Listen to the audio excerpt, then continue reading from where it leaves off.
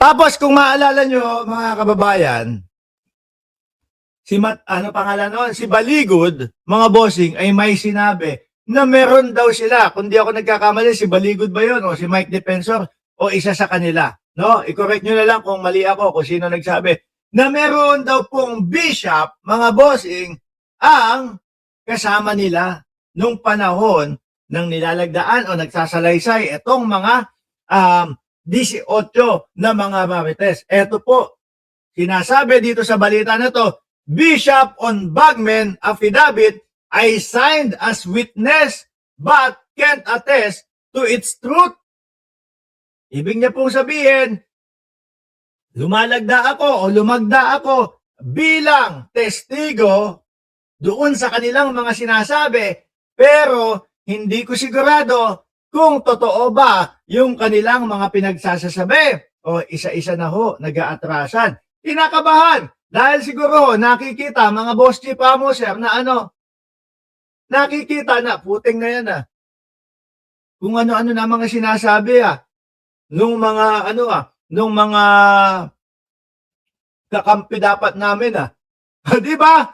Sabi dito, Manila, Philippines, an evangelical leader who was named as witness in the joint affidavit of the 18 alleged former Marines turned to Bagman of former Ako Bicol Party List, Elizalde has clarified his role as witness, saying this does not mean he can attest to the documents accuracy. So ngayon mga bossing, kumbaga, ay ano na lang ako dyan kumbaga, isa na lang ako sa testigo na nilagdaan nila yan at ito yung kanilang mga sinabi, pero hindi ko masasabi na kasama ako sa nagsasabi na yung mga yan ay mga totoo Ganun na lang para kumbaga, iwas na siya, labas na siya.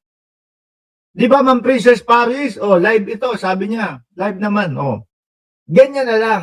Unti-unti na pong dumidistansya sa mga ito. Paano mo, isipin nyo na lang mga kababayan, paano mo paniniwalaan yung mga ganyang mga marites No? Sabi ko nga ilagay mo sa isang kwarto yan. Kada isa mo interviewin yan. Isa-isahin mo. Iba-iba sasagot niyan Kaya pansinin nyo po mga kababayan, kapag ka nakikita nyo na nasa mga press conference sila o interview sila, si Baligod lang ang nagsasalita lagi para hindi mabutasan. Mga reporter, kayo naman, ganito gawin ninyo. Sabihin ninyo sa kanila, Baligod, pwede bang umupo ka muna? No, total naman, ikaw yung lawyer nila. Okay? At sila naman, yung mismong tao na naghatid at sila yung mismong gumanap doon sa sinasabing eksena na hatiran daw po ng mali-maleta. Upo ka muna, Baligod. No?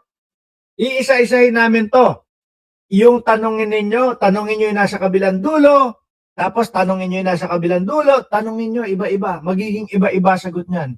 Kasi ang nakikita ko talagang ginagawa nila, may spokesperson, at yung spokesperson na yun na lang po mga kababayan ang tatanungin para hindi mga mabuko. Sabi ni I am Batman, buratin dapat para kumanta. Tarantado kayo kung ano-ano mga comment nyo dyan. No, sino pa si Muno na naman yan? Si Chaicher na naman. No, tuloy natin. Ito may pare dito tayong pinag-uusapan tapos ganyan yung mga comment nyo. Game. Bishop Ibrahim Tendero, who once headed the Wide World Evangelical Alliance, confirmed on Friday that he signed as a witness to be joint affidavit of the 18 individuals who introduced themselves as former security personnel designated to co.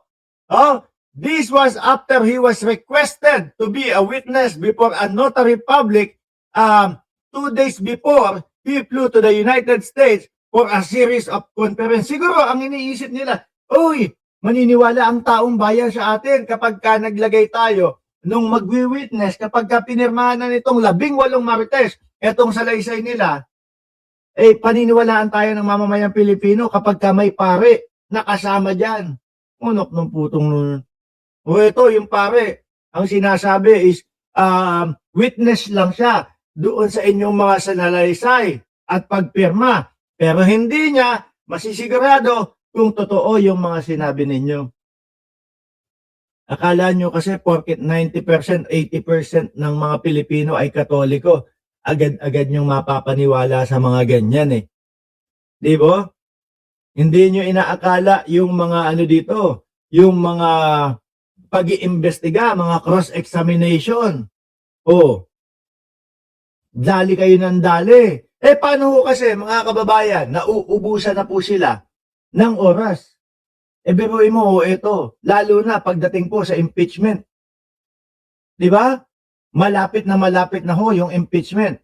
At ang kinatatakutan nila, mga boss chief ambuser, ay umakyat sa Senado. Pag umakyat sa Senado, mga bossing, ay nako, susundin ni Soto kung ano po yung nakasulat doon sa konstitusyon ng Pilipinas na maging impeachment court agad-agad ho sila. At pagka nangyari ho yun, nako, magkakalabasan na po ng depensa. Ang hindi ko lang alam kung merong ilalabas na depensa, mga bossing, yung kampo ni Sara Duterte. Kasi kung meron naman talaga, mga boss, eh ang tagal na po nilang inilabas yan.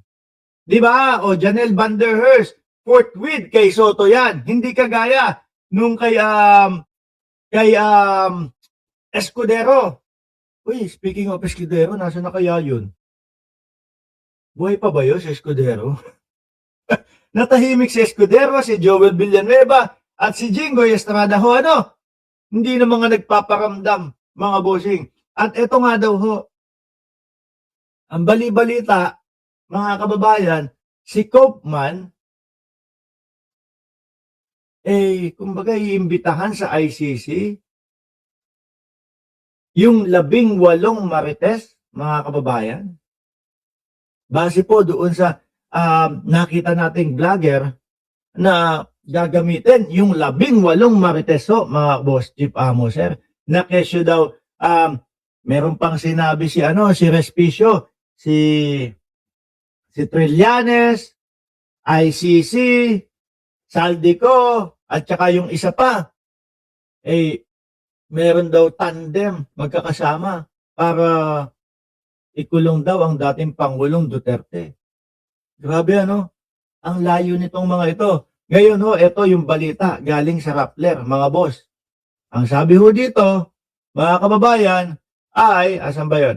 Ex-Marine. Ayan daw. The Deputy Prosecutor of the International Criminal Court denied the allegation that their investigation in the Philippines was funded by Philippine politician. Nak ng putik na yan.